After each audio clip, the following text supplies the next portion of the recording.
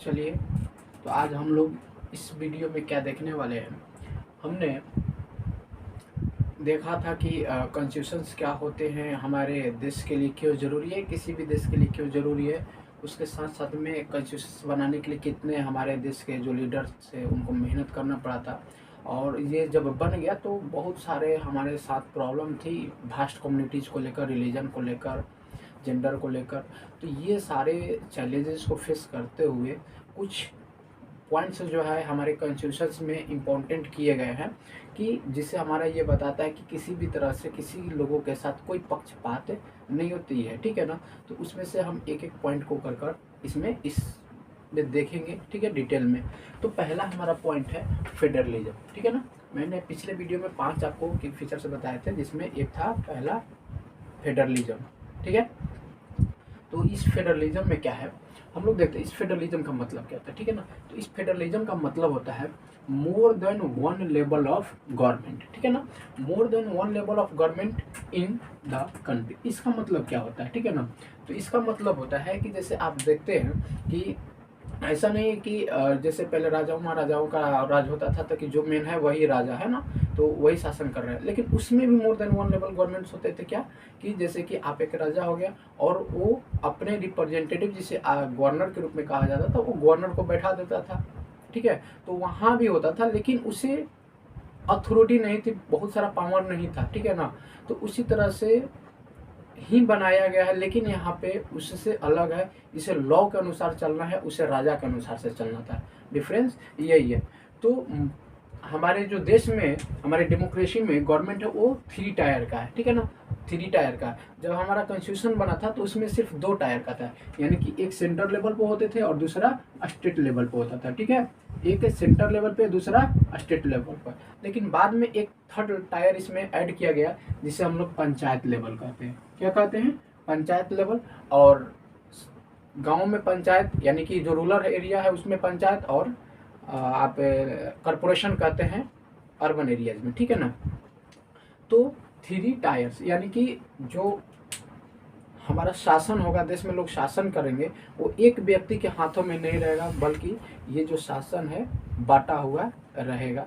सब लोग मिल के शासन करेंगे, सबका शासन है, सबके द्वारा किया जाएगा, ठीक है।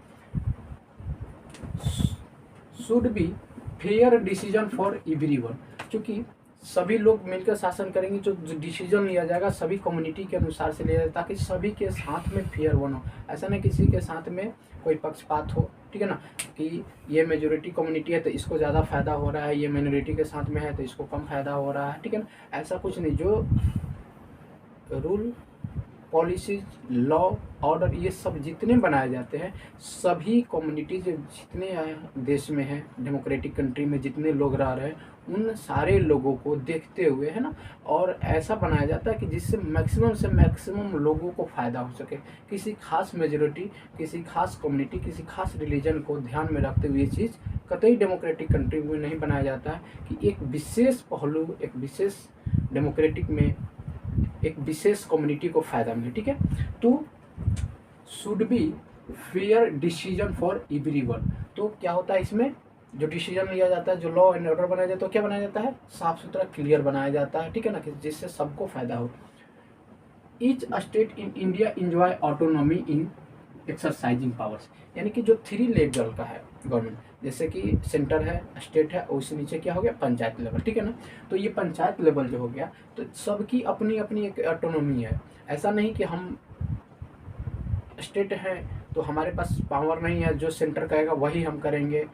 हम पंचायत हैं, जैसे वार्ड मुखिया ये सब होते हैं, तो हम ये पंचायत लेवल पे हैं तो हमारी कोई बात नहीं करेगा, ठीक है ना, हमारी बात कोई पावर नहीं है। आपके भी पावर है, तो ये सबके द्वारा पावर को डिस्ट्रीब्यूट किया गया है। ये हमारे कोई प्रधानमंत्री या सेंटर में जो भी पार्टी है तो वो डिसाइड नहीं करता है, ये डिसाइड करता है कि किसको कितनी पावर देनी है। ये हमारा कॉन्स्टिट्यूशन डिफाइन कर देता है कि स्टेट लेवल पे है तो आपको इतनी पावर है, आप सेंट्रल लेवल पे हैं तो आपको इतनी पावर है, और पंचायत लेवल पे हैं तो आपकी इतनी पावर है। तो ये ईच स्टेट्स को, जितने भी स्टेट्स हैं हमारे कंट्री में, फिलहाल 28 स्टेट्स हैं, सभी स्टेट्स को इंजॉय है, ऑटोनॉमी है, स्वतंत्रता है, उसको जितनी पावर दी गई कि उसको उस पावर का यूज करते हुए कैसे एक बेटर, ठीक है ना, कैसे एक बेटर स्टेट की तरह उसको गवर्न कर सकता है, ठीक है। तो इन एक्सरसाइजिंग पावर से, ठीक है, तो 3 टाइप्स ऑफ लिस्ट है, ठीक है ना। अगर ये शासन कर रहे, जैसे मान लीजिए कि एजुकेशन से संबंधित बातें हैं, ठीक है ना, कोई लॉ पास करना है, तो इस पे कौन लॉ बनाएगा एजुकेशन से रिलेटेड? पुलिस है, कौन बनाएगा? अब्रॉड है, विदेश है, फॉरेन है, उससे कौन बनाएगा? तो ये भी तो हो सकती है कि समस्याएं आएगी। जैसे स्टेट्स, बहुत सारे स्टेट्स हैं जो इंटरनेशनल बाउंड्री टच करते हैं, जैसे कि ऊपर का ले लीजिए आप, बिहार भी ले लीजिए, झारखंड तो नहीं करता है, लेकिन वेस्ट बंगाल ले लीजिए, हिमाचल प्रदेश ले लीजिए, तो ये बाउंड्री, तो इसके पास क्या ऐसी ऑटोनॉमी है जो चाइना के साथ में, या जो भी बॉर्डर लाइन जिसके साथ टच जो भी स्टेट करता है, क्या उसके साथ कुछ पर्सनल फॉरेनर पॉलिसी बना सकता है? तो नहीं। यहाँ पे इसकी ऑटोनॉमी को क्या कर दिया गया? सीमित कर दिया गया है, लिमिट कर दिया गया है कि आप अपने इंटायर में, अपने आपके जितने स्टेट्स हैं उसमें आपको अथॉरिटी दिया गया, ऑटोनॉमी दिया कि आप उसमें लॉ बना सकते हैं, आप आउट ऑफ कंट्री होकर नहीं बना सकते, यानी कि फॉरेनर आप कोई भी काम नहीं कर सकते। वो सिर्फ काम कौन करेगी? सेंट्रल। तो इस प्रकार से कितने लिस्ट पे, कितने इशू पर सेंट्रल काम करेगी, कितने पे स्टेट काम करेगी, और कितने पे दोनों मिलकर काम करेगा, ठीक है ना, कितने पर दोनों मिलकर काम करेगा। तो ऐसे लिस्ट तैयार किए गए हैं जो 3 टाइप्स में लिस्ट है। तो एक को बोलते हैं सेंट्रल लिस्ट, ठीक है ना। इस सेंट्रल लिस्ट में क्या है, टोटल 100, पहले इसमें 97 थे, कितने थे पहले? 97 थे, लेकिन अभी फिलहाल इसमें कितने सब्जेक्ट्स को शामिल कर दिया गया है? 100 सब्जेक्ट को शामिल कर दिया गया, ठीक है। तो कि 100 सब्जेक्ट्स पे कौन लॉ बनाएगी? तो सेंटर बनाएगी, ठीक है। उसके बाद आता है स्टेट लिस्ट, ठीक है। तो स्टेट लिस्ट में फिलहाल जो है 61 सब्जेक्ट्स है ना। पहले ये 66 हुआ करता था, लेकिन फिलहाल अभी कितना हो गया है? 61, 5 इसमें से घटा दिया गया है, ठीक है। और तीसरा आता है कॉन्करेंट लिस्ट। तीसरा क्या आता है? Concurrent list. तो कॉन्करेंट लिस्ट क्या होता है कि वैसे इशू जो लगता है कि इस पे दोनों काम कर सकती है, ठीक है ना, राज्य सरकार भी काम कर सकती है और स्टेट सरकार भी काम, सेंट्रल गवर्नमेंट भी काम कर सकती है। तो वैसे इशू को रखा गया जो दोनों मिल के इसको लॉ बनाएगी, ठीक है ना। तो उसे ही हम लोग कॉन्करेंट। तो ऐसे सब्जेक्ट्स कितने हैं? 52 है ना। एक जिसपे सिंगल पावर सेंट्रल को है, 100 है, जिसपे सिंगल पावर स्टेट को केवल है, कि केवल स्टेट बनाएगा, ठीक है ना। और तीसरा जो दोनों मिल के बनाएगा उसको कॉन्करेंट लिस्ट बोलते हैं। इसमें 52 सब्जेक्ट्स शामिल है। लेकिन अगर मान लीजिए कि इस कॉन्करेंट लिस्ट में स्टेट और सेंट्रल के बीच को लेकर कि स्टेट कुछ और प्रकार का रूल चाहती है और सेंट्रल कुछ और प्रकार का रूल चाहता है, तो विवाद हो जाती है, कन्फ्लिक्शन हो जाती है, तो क्या होगा? तो उस तरीके से देखा जाए तो सेंट्रल की जो बात होगी, सेंट्रल जो रूल बनाएगा उसी को ज़्यादा वैल्यू दिया जाएगा और वही वैलिड भी होगा, ठीक है ना। तो हमने देखा कि 3 टाइप्स ऑफ लिस्ट होता है। तो ये ऑटोनॉमी इसके पास है कि किस में ये लॉ बना सकता है, नहीं बना सकता है, ठीक है ना। उसके बाद है The Constitution also specifies where each tier of the government can get the money from for the work that it does। क्या है कि हमारे कॉन्स्टिट्यूशन में ये भी बता दिया गया है कि ईच टायर ऑफ गवर्नमेंट है, ठीक है ना, चाहे वो सेंट्रल है, स्टेट है, पंचायत लेवल की गवर्नमेंट है। तो ये गवर्नमेंट अगर कोई काम करती है तो ये काम करने के लिए तो पैसा चाहिए, तो आखिर इन लोगों के पास पैसा आएगा कहाँ से? तो ये भी स्पष्ट बताया गया कि जो टैक्स होता है या सेंट्रल लेती है या स्टेट लेती है, ठीक है ना। तो ये टैक्स का या अन्य सोर्स जो हमारे इनकम का है, उन सारे को कलेक्टिव रूप से कितना हम पंचायत लेवल पे देंगे, कितना स्टेट लेवल पर देंगे और कितना हम सेंटर के पास रखेंगे, तो इन सारा का भी बंटवारा किया गया है, ठीक है ना, ताकि वो उसका अच्छे से यूज करके डेवलपमेंट का कार्य कर सकें। तो ये हमारे कॉन्स्टिट्यूशन में वेल डेवलप्ड है, वेल बताया गया है कि इन सब के पास, इस टायर ऑफ गवर्नमेंट के पास में पैसा कहाँ से और कितना और किस प्रकार से आएगा, ठीक है ना, ये भी बताया गया है। यानी कि इसके पास सब चीज़ दिया गया, अथॉरिटी भी दिया गया है, पैसा भी कहाँ से आएगा वो भी बताया गया, क्लियर हमारे कॉन्स्टिट्यूशन में एक्सप्लेन किया हुआ है, ठीक है। States are not merely agents, केवल ये एजेंट नहीं है जो सेंट्रल का, जिस तरह से पहले ऑटोक्रेटिक में क्या होता था कि राजा का एजेंट होता था गवर्नर, है ना, उसको किसी प्रोविंसेस में, क्षेत्र में भेज दिया अपना रिप्रेजेंट बनाकर, और जो राजा कहेगा वही करता था, ठीक है ना। तो वो एक एजेंट हुआ, जो राजा कहेगा वही करेगा। लेकिन यहाँ ऐसा नहीं है कि केवल ये एजेंट है, इसके पास ऑटोनॉमी है, अथॉरिटी भी है, पावर भी है, जो कि कॉन्स्टिट्यूशन के द्वारा मिलता है। आप अगर कोई कार्य करते हैं तो ज़रूरी नहीं है कि वो स्टेट्स भी कार्य करे, ठीक है ना। वो आप सेंट्रल लेवल पर लॉ बनाते हो सकता है कि वहाँ के लोगों के लिए वो सही रूल ना हो, तो उसको देखकर उसमें सुधार कर सकता है, ठीक है ना। तो ये एजेंट नहीं है कि जो आप कहिएगा वो 100% आप में इम्प्लीमेंट कर ही देगा, ठीक है ना। तो उसके पास भी कुछ राइट्स है स्टेट्स के पास में। तो ये आपका एजेंट नहीं है, बल्कि ये फेडरल गवर्नमेंट का हिस्सा है। तो हिस्सा है, और इससे क्या दिया गया है, बहुत सारे अथॉरिटी दिया गया है, ठीक है ना। But draw their authority from the constitution as well. उसके साथ साथ फेडरल गवर्नमेंट का तो हिस्सा है ही, इसके साथ कॉन्स्टिट्यूशन इसको पूरी तरह से क्या देता है, राइट्स देता है कि आपके कितने भाग पर किस किस तरह से आपके पास अधिकार है, उस अधिकार का आप क्या यूज कर सकते हैं, ठीक है। All person in India are govern by the laws and policies, ठीक है ना। यहाँ पे कोई किसी के द्वारा गवर्न नहीं किया जाता। ऐसा नहीं कि आप जैसे कि गवर्नमेंट, जैसे फिलहाल अभी मोदी गवर्नमेंट है, अपना मन का कोई ऐसा नहीं कि लॉ हम पे लाकर लागू कर सकते हैं, इम्प्लीमेंट कर सकते हैं। लॉ वही लागू किया जाएगा जो हमारा कॉन्स्टिट्यूशन एक्सेप्ट करता है। जिस तरह से कॉन्स्टिट्यूशन में एक्सप्लेन है उसी प्रकार से आप लॉ बनाकर ला सकते हैं, ठीक है ना। ऐसा किसी का नहीं है कि मनमानी अपने चाह जो मन सो लॉ पास कर दिया, ठीक है ना। तो हमारे पास लॉज एंड पॉलिसीज जो है या ऑर्डर जो है, उसके आधार पे हमारे यहाँ लोगों पे गवर्न किया जाता है या लोग हम पे गवर्न करते हैं, ठीक है ना। Made my each sorry made by each of these level of governments. State level अपने लेवल बनाती है, सेंट्रल अपने पे बनाती है, पंचायत लेवल अपने पे बनाती है। तो सभी लेवल के द्वारा, सभी लेवल ऑफ गवर्नमेंट के द्वारा ये रूल बनाया जाता है और उसको बाद में क्या किया जाता है, इम्प्लीमेंट किया जाता है। तो यही फेडरलिज्म है, यानी कि सबके द्वारा, इसका कंक्लूजन मैं कहूँ तो सबके द्वारा मिलकर किया गया शासन, और सबकी एक अपनी सेपरेट अथॉरिटी और कंबाइंड भी अथॉरिटी है। इसी को हमारे ये एक हमारी डेमोक्रेटिक का बहुत बड़ा स्पेसिफिकेशन है, ठीक है ना, फेडरलिज्म, ठीक है ना, कि एक भी है और अथॉरिटी भी, सेपरेट अथॉरिटी भी है, सेपरेट पावर भी है, ठीक है ना। एक होने के साथ साथ भी ऑटोनोमी है, ठीक है ना। तो ये एक बहुत बड़ी स्पेसिफिकेशन है। हम लोग नेक्स्ट में देखते हैं, फेडरलिज्म हो गया, हमने 5 बताया था, ठीक है ना। तो अब हम लोग नेक्स्ट इसमें देखें। तो अब हम लोग अगला देखते हैं जो कि फीचर्स है, ठीक है ना। वो है पार्लियामेंट्री फॉर्म ऑफ गवर्नमेंट, ठीक है ना। पार्लियामेंट्री फॉर्म ऑफ गवर्नमेंट्स का मतलब क्या होता है, ठीक है ना, यानी कि वैसा गवर्नमेंट जिसे हम बनाकर भेजते हैं पार्लियामेंट में, ठीक है ना। वैसा गवर्नमेंट जिसे हम पार्लियामेंट में क्या करते हैं, बनाकर भेजते हैं। तो इसके लिए क्या चाहिए, बनाने के लिए आप क्या कैसे बना दीजिए, किसी को कह दीजिए कि हम बना दिए जाओ तुम राज करो, ऐसा नहीं, ठीक है ना। तो इसके लिए क्या किया गया कि हमारे जो कॉन्स्टिट्यूशन है उसमें एक रूल है यूनिवर्सल एडल्ट, जिसको सफरेज कहते हैं। इसका मतलब क्या, यूनिवर्सल एडल्ट, एक एडल्ट की आयु एज निश्चित की जाती है कि हर देश में, जैसे हमारे देश में 18 वर्ष को क्या किया गया है, एक एडल्ट माना गया कि 18 वर्ष के जो भी हो जाते हैं उसे एडल्ट माना गया है ना। तो एक ये फिक्स किया गया कि 18 वर्ष के बाद जब आप एडल्ट हो जाइएगा या 18 वर्ष पूर गया तो आप वोट देने के अधिकार को पा लिए हैं, ठीक है ना।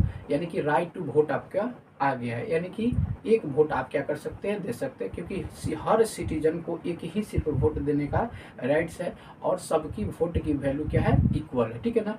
तो हमारे कॉन्स्टिट्यूशन में यूनिवर्सल एडल्ट सफरेज है। तो इस तरह से आप क्या कर सकते हैं, वोट दे सकते हैं, जैसे कि आप हर इलेक्शंस में देते होंगे, या आपकी उम्र छोटी है तो आप अपने घर में गार्जियन को देखते होंगे कि वो लोग जाकर इलेक्शन के समय में देते हैं, ठीक है ना। तो यूनिवर्सल एडल्ट सफरेज, ठीक है। आपके स्टोरी में भी कांताबाई वोट में लगी हुई खड़ा हुई है वोट देने के लिए, और वहाँ पे क्या बोला गया है कि वहाँ पे उसको क्या फीलिंग आ रहा है कि ऑल आर इक्वल। वहाँ पे क्या फीलिंग आ रहा है, ऑल आर इक्वल। तो इससे क्या होता है कि एक तो वोट देने का राइट है, उससे आपके अंदर फीलिंग आया कि इनकरेज और डेमोक्रेटिक माइंडसेट, आपके माइंड में कैसा बिहेव बना, इमेज कैसा बना कि हम डेमोक्रेटिक है, सब बराबर है, यहाँ कोई बड़ा पावर का नहीं है, कोई छोटा पावर नहीं है, सभी लोग क्या है, बराबर है। जैसे आपने देखा कि वकील भी खड़ा है, ट्रेडमैन्स भी खड़ा है, काम करने वाली मेड भी खड़ी है, ठीक है ना। तो सभी लोग खड़े हैं, मेल फीमेल सभी रिलीजन सभी कास्ट के लोग, तो सबके माइंड में क्या आ रहा है कि हम लोग ऑल आर इक्वल हैं, ठीक है ना, यहाँ कोई भी अनइक्वल नहीं है, ठीक है ना। तो इनकरेज और डेमोक्रेटिक माइंडसेट को आपको क्या करता है, ये इनकरेज करता है, and break the clutches of traditional, जो पहले से आ रहा है ट्रेडिशनल तरीके से, धर्म जाति जेंडर के आधार पर, रिलीजन कास्ट के आधार पे जो डिस्क्रिमिनेशन किया जाता है, ये जो चलते आ रही है परंपरा, इसको क्या करता है, ब्रेक डाउन करता है, ठीक है ना, तोड़ता है, क्रसेस करता है, ठीक है। तो इनकरेज और डेमोक्रेटिक माइंडसेट कौन देता है, parliament form of government. Parliament form of government का मतलब क्या हो कि आपने गवर्नमेंट बनाकर पार्लियामेंट में क्या किया, भेजा है, ठीक है ना। उसके साथ में direct role in electing their representatives. आप क्या करते हैं, कौन लोग पार्लियामेंट में जाते हैं, पार्लियामेंट में हो गया, या लेजिस्लेटिव असेंबली में, स्टेट में अगर बात करूँ तो कौन लोग जाते हैं, तो वही लोग जाते हैं जिसे आपने वोट देकर क्या किया है, जिताया है। और वो वोट देकर जिताने के बाद वहाँ जाते हैं, लॉ बनाते हैं, और उसी लॉ के अनुसार से स्टेट्स या कंट्री चलाया जाता है, ठीक है ना, डिस्ट्रिक्ट को चलाया जाता है। तो डायरेक्ट रोल आपका हो गया गवर्नमेंट बनाने में, ठीक है।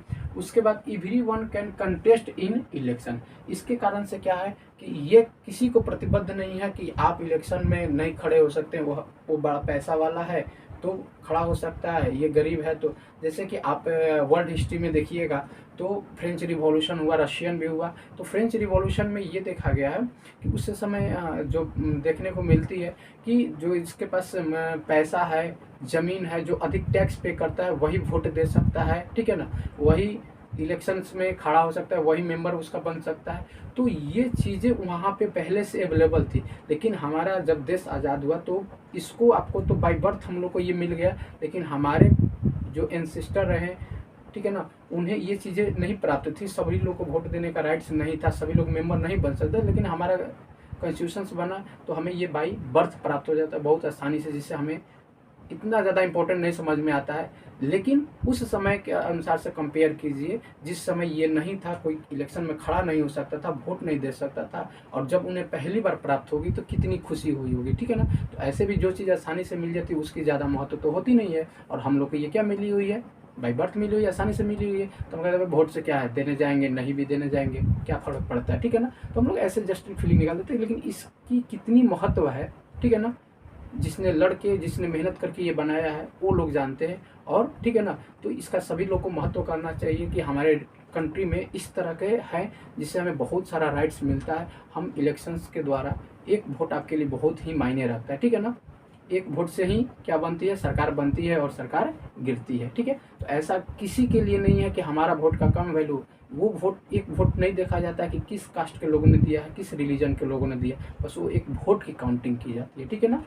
तो every one can contest in election, सभी इलेक्शंस में खड़े हो सकते हैं, सभी लोग डायरेक्ट पार्टिसिपेट कर सकते हैं, है ना। अपना रिप्रेजेंटेटिव इलेक्ट आप करते हैं डायरेक्ट वोट देकर कि ये हम, इनको हम देखना चाहते हैं, इनको हम, अब तो नाटो आ गया कि हम इसमें से किसी को नहीं देखना चाहते हैं, ठीक है ना। तो ये जो नोटा है, ठीक है ना, तो इसका आप भी यूज कर सकते हैं। अगला हम लोग देखते हैं, तो 2 नंबर हो गया parliamentary form of government. 3rd number में देखते हैं सेपरेशन ऑफ पावर्स। जैसे कि हमने पढ़ा अभी पिछले पॉइंट्स में कि 3 लिस्ट बना हुआ है, सबकी अपनी अपनी अथॉरिटी है। तो उस तरह से इस लिस्ट को इम्प्लीमेंट करना है, बनाना है, ठीक है ना। और ये देखना है कि ये चीज़ कार्य जो जिसको अथॉरिटी दिया गया है, जिस व्यक्ति को पावर दिया गया है, वो लोग कार्य सही से कर रहे हैं कि नहीं कर रहे। अगर कर रहे हैं तो कैसा, कोई अपने पावर का मिसयूज तो नहीं ना कर रहा है, ठीक है ना। तो इन चीज़ों को देखने के लिए सबके एक पावर को फिक्स किया गया कि ऐसा ना हो कि किसी के पास ज़्यादा पावर चला जाए तो वो ज़्यादा यूज करे, किसी के पास कम पावर है तो वो कम यूज करे। तो सेपरेशन ऑफ पावर किया गया, ठीक है ना। तो हमारे या किसी भी कंट्री में मेन 3 सिस्टम्स होते हैं, 3 इंस्टीट्यूशंस होते हैं, 3 ऑर्गन्स होते हैं जो काम करते हैं। पहला क्या है, लेजिस्लेचर। क्या है, लेजिस्लेचर, ठीक है, समझाता हूँ, टेंशन नहीं। दूसरा है एग्जीक्यूटिव, ठीक है, और तीसरा क्या है, जुडिशियरी। ये 3 मेन ऑर्गन्स होते हैं जो कहीं भी देश में, किसी भी देश में बैलेंस बना के कार्य करने का कार्य करते हैं। यानी कि वहाँ जो वर्क हो, फंक्शंस हो, ठीक है ना, वो सही तरीका से हो, ठीक है ना। कोई किसी का मिस यूज ना करे, किसी के पास पावर है तो उस पावर का मिस यूज ना करे। अब देखिए इसका मतलब समझिए, लेजिस्लेचर क्या होता है। जैसे कि आपने वोट देकर पार्लियामेंट में भेज दिया, ठीक है ना, तो वो लॉ बनाएंगे, पास करेंगे उसको डिबेट करके। तो वो काम किसका हो गया, लेजिस्लेचर का। यानी कि जो लॉ बनाती है उसे क्या बोलते हैं, लेजिस्लेचर बोलते हैं। जिसे आप रिप्रेजेंटेटिव एमएलए या एमपी बनाकर भेजते हैं। स्टेट है तो एमएलए बना दिया, और सेंट्रल है तो एमपी बना दिया, ठीक है। दूसरा क्या है, एग्जीक्यूटिव। एग्जीक्यूटिव क्या होता है, तो एग्जीक्यूटिव हो गया कि अब इन्होंने एक लेजिस्लेशन ने तो लॉ बना दिया, अब इसको इम्प्लीमेंट कौन करेगा भाई, लागू कौन करेगा, वो तो आएंगे नहीं। तो ये एग्जीक्यूटिव इम्प्लीमेंट करवाती है, लॉज को इम्प्लीमेंट करवाती है, ठीक है ना, जिसमें आपको अधिकारी आ जाएंगे, ठीक है ना, ऑफिसर्स आ जाएंगे, पुलिस, ठीक है ना, ये सारे जो इम्प्लीमेंट लॉ को करवाते हैं और गवर्नमेंट को रन करवाते हैं, ठीक है, क्योंकि गवर्नमेंट कोई भी लॉ बनाती है तो यही लोग इम्प्लीमेंट करवाते हैं और यही लोग तो चलाते हैं। ऐसा थोड़ा ना कि गवर्नमेंट रोड पे आती है, वो लॉ बना दी और ये लोग लॉ को क्या कराता है, इम्प्लीमेंट कराते हैं। इस प्रकार से गवर्नमेंट क्या करती है, चलती है। तो एग्जीक्यूटिव का काम है implement laws and running the government, ठीक है। थर्ड है जुडिशियल। जुडिशियल के काम है कि ये जो लेजिस्लेचर है, ठीक है ना, इसका जो पावर है लॉ बनाने का, ये आउट ऑफ पावर से जाके तो लॉ नहीं ना बना रहा है, ये जो बना रहा है अकॉर्डिंग टू कॉन्स्टिट्यूशन बना रहा है या आउट ऑफ कॉन्स्टिट्यूशन होकर बना रहा है, इसकी जांच करना, ठीक है। उसके बाद में एग्जीक्यूटिव है, एग्जीक्यूटिव के पावर को भी जांच करता है कि ये कहीं अपने पावर का मिसयूज तो नहीं कर रहा है, इम्प्लीमेंट के नाम पे कोई गलत कार्य तो नहीं कर रहा, किसी गलत फंक्शन तो नहीं कर रहा है, ठीक है ना। तो ये पावर की जांच करता है, कौन, एग्जीक्यूटिव, ठीक है ना। तो ये एक दूसरे से इंटरलिंक्ड है, बट इसको हमारे कंट्री में क्या किया गया है, इंडिपेंडेंट किया गया, ठीक है ना, ताकि इन दोनों पर सही से क्या रख सके, नजर रख सके, केयर कर सके। तो there are 3 organs of government, legislature, executive and judiciary, तीनों हम लोग समझ गए। अब हम लोग अगला फीचर्स इसमें देखेंगे। पहला देख लिए federalism, parliamentary form of government and next separation of powers. अब हम लोग फोर्थ देखेंगे इसका सेकुलरिज्म, ठीक है ना, कि इसमें सेकुलरिज्म है जो कि ये हमारा कंट्री बताता है कि हम किसी भी धर्म को नहीं मानते हैं, सभी धर्म हमारे लिए इक्वल है। चलिए तो हम लोग देखते हैं अब अगला, ठीक है। चलिए तो हम लोग चौथा नंबर देखते हैं, सेकुलरिज्म, ठीक है ना, सेकुलरिज्म, ठीक है ना, इसका हिंदी होता है पंथ निरपेक्ष, ठीक है ना। तो इंडिया के जो है एक सेकुलर स्टेट्स है। सेकुलर स्टेट्स का क्या मतलब होता है, तो सेकुलर स्टेट उसको बोलते हैं जिसका कोई एक ऑफिशियल रिलीजन नहीं, एक ऑफिशियल धर्म अपना घोषित नहीं, जैसे भारत का कोई एक ऑफिशियल धर्म नहीं है, ठीक है ना। तो इससे ही हम लोग सेकुलर स्टेट के नाम से जानते हैं, जिसका अपना कोई एक स्पेसिफिकेशन, एक स्पेशल अपना धर्म को प्रोक्लेम नहीं किया हो, घोषणा नहीं की, ये हमारे जैसे पाकिस्तान में करो हिंदू है, तो ऐसा नहीं है कि यहाँ पे क्या प्रोक्लेम कर दिया गया है कि ये एक हिंदुत्व है और हिंदू की जो पूजा पाठ है उसको ही मान्यता दी जाएगी, मुस्लिम की नहीं दी जाएगी, सिख की नहीं दी जाएगी, ठीक है ना। ऐसी कोई यहाँ पर मान्यता नहीं, बल्कि इसका मतलब ये है कि जिसको जो मानना है, ठीक है ना, जिसको जो मानना है उसको क्या कर सकते हैं, आप मान सकते हैं, सबको मानने के लिए क्या है, आज़ादी है, ठीक है ना। तो इंडिया को इसीलिए सेकुलर स्टेट के नाम से जाना जाता है, क्योंकि इसके पास कोई अपनी, तो ये एक हमारी डेमोक्रेटिक की बहुत बड़ी ये भी एक चीज़ है कि इतनी डाइवर्सिटी है, क्योंकि एक को अगर आप ऑफिशियली बोल दीजिएगा कि मेरा रिलीजन ये है, एक देश का रिलीजन ये है, ठीक है ना, तो वहाँ पे और जो कम्युनिटी के लोग हैं उसका क्या करना शुरू कर देंगे, विरोध करना शुरू कर देंगे, अगेंस्ट करेंगे, तो बहुत सारे कन्फ्लिक्शन होंगे। इसीलिए इसको जो ऑफिशियल रिलीजन के रूप में घोषित नहीं किया गया, ठीक है ना, प्रोक्लेम नहीं किया गया, ठीक है। तो इंडिया क्या है, सेकुलर स्टेट्स है, यानी कि जिस व्यक्ति को जो धर्म में जो रिलीजन मानने का मन है ना, जिसको अगर वो धर्म परिवर्तन कोई करना चाहता है तो कोई सरकार की तरफ से उससे कोई रोक नहीं है, ठीक है ना। या आप अपने धर्म को जैसे मानना चाहते हैं आप क्या कर सकते हैं, मान सकते हैं, ठीक है ना। उसका जैसे प्रचार करना चाहते हैं वो आप क्या कर सकते हैं, कर सकते हैं, यही सेकुलरिज्म बताता है, ठीक है ना। और 5 नंबर है फंडामेंटल राइट्स, ठीक है ना। फंडामेंटल राइट्स क्या होते हैं कि वैसे राइट्स जो आपको किसी से लेना नहीं पड़ता, बाय बर्थ, अगर इस कंट्री में आपका जन्म हुआ है तो बाय बर्थ ये आपको मिल जाता है, ठीक है ना। इसे ही हम लोग फंडामेंटल राइट्स कहते हैं, ठीक है ना। तो हमारा कॉन्स्टिट्यूशन कुछ फंडामेंटल राइट्स देता है, जैसे कि right to freedom. Right to freedom का मतलब क्या होता है कि आपको बोलने का राइट है, कहीं जाने का राइट है, आप ऑर्गेनाइजेशन बना सकते हैं, ठीक है ना। तो ये राइट टू आपको क्या हो गया, फ्रीडम हो गया। इसी तरह से आपको है right against exploitation.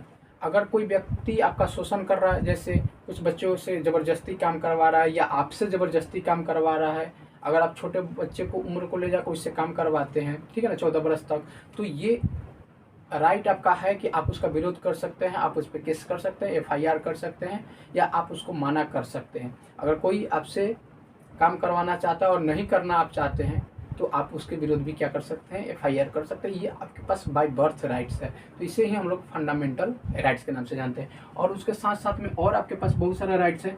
Freedom of religion, जैसे अभी हमने सेकुलरिज्म की बात की, तो फ्रीडम ऑफ रिलीजन है, आप कोई भी धर्म को मान सकते हैं, उसको आगे आप प्रचार कर सकते हैं, प्रसार कर सकते हैं, बढ़ा सकते हैं।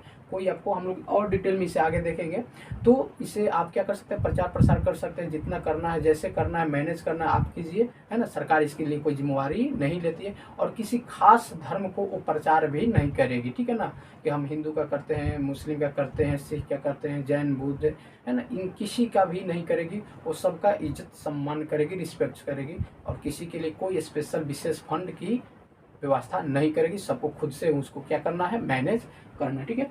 तो right to freedom of religion है। उसी तरह से कल्चरल एंड एजुकेशन है। अगर कोई मिनोरिटी है, वो अपनी कल्चर को बचा के रखना है, तो वो जिस तरह से बचाना चाहता है, उसके लिए अगर इंस्टीट्यूशन खोलना चाहता है, उसका प्रचार करना चाहता है, तो वो कर सकता है। उसको मैनेज जैसे करना है उसको कर सकता है। अपनी सभ्यता, लिपि, है ना, स्क्रिप्ट, ये सारे को बचाने की जिम्मेवारी उस पर है। अब वो जैसे बचाना चाहता है वैसे बचा सकती है। सरकार भी प्रयास करती है कि सभी जो हमारे डाइवर्सिटी है वो यहाँ पे क्या रहे, सेफ रहे, ठीक है ना। तो लोगों के पास ये आज़ादी है कि आप अपनी भाषा को बोल सकते हैं, ठीक है ना। आपको कहीं पूरे भारत में बोलने से इसे मना नहीं किया जा सकता है, ठीक है ना। तो जो आप पढ़ाई पढ़ना चाहते हैं वो पढ़ सकते हैं। तो इस तरीके से आपको राइट्स दिया गया है कल्चरल एंड एजुकेशनल के संबंध में, ठीक है ना। और इसको भी डिटेल में हम लोग आगे पढ़ेंगे। तो है उसका ये क्या है, सेट है, ठीक है ना, जिससे वुड गार्ड ये सुरक्षा करता है किससे, कि कोई आपको पावरफुल व्यक्ति आपका शोषण न कर सकते, एक्सप्लॉइट न कर सकते, अपनी रिलीजन को आप पे थोप न सकता है, ठीक है ना। तो उससे आपको ये क्या करता है, would guard against the miss use of the state power in the independent India. क्योंकि सभी लोग स्वतंत्र है, कोई किसी पर जबरदस्ती नहीं किसी से कोई कार्य करवा सकता है, जबरदस्ती कोई कार्य नहीं थोप सकता है किसी से, किसी पर जबरदस्ती कोई धर्म परिवर्तन नहीं करवा सकता, धर्म नहीं मनवा सकता है, कोई बरियारी अपनी शिक्षा नहीं दे सकता, उसकी किसी के कल्चर को समाप्त नहीं कर सकता है। तो ये चीज़ों के मिसयूज होने से क्या करता है, ये आपको फंडामेंटल राइट्स बचाता है, ठीक है। ये इस बात को भी श्योर करता है, गारंटी देता है, the rights of individual against the state as well as against the other individual, कि जो पूरे राज्य को जिस प्रकार से अधिकार है वो एक व्यक्ति को भी अधिकार है। ऐसा नहीं है कि इस व्यक्ति को है, इस राज्य को है, इस राज्य में पूरे को है और उस व्यक्ति का, एक व्यक्ति का नहीं है, ठीक है ना। तो ये इंडिविजुअल के साथ साथ में ग्रुप्स के साथ भी आपको राइट्स देता है हमारा कॉन्स्टिट्यूशन, ठीक है ना। इसके साथ में ये तो फंडामेंटल राइट्स हो गए, और एक हमारा इसको और बेटर बनाने के लिए एक है, in additional to fundamental rights the constitution also has a section जिसे हम लोग बोलते हैं directive principles of state policy, short में डीपीएसपी के नाम से जानते हैं, ठीक है ना। ये हमारे कॉन्स्टिट्यूशन में दिया हुआ है। तो इस कॉन्स्टिट्यूशन में क्या है, तो इस कॉन्स्टिट्यूशन के आर्टिकल में दिया गया है, ठीक है ना, कि एक राज्य जो है और ज़्यादा बेटर कैसे बना सकता है। तो राज्य को बेटर बनाने के लिए, ठीक है ना, राज्य को बेटर बनाने के लिए क्या क्या चीज़ देखनी होगी, जैसे वृद्धों को रोजगार, वृद्धों को मतलब कि अच्छी सुविधाएं प्राप्त करना, बेरोजगार है तो उसे रोजगार प्राप्त करना, है ना, महिलाएं हैं उसकी सम्मान करना, ठीक है ना।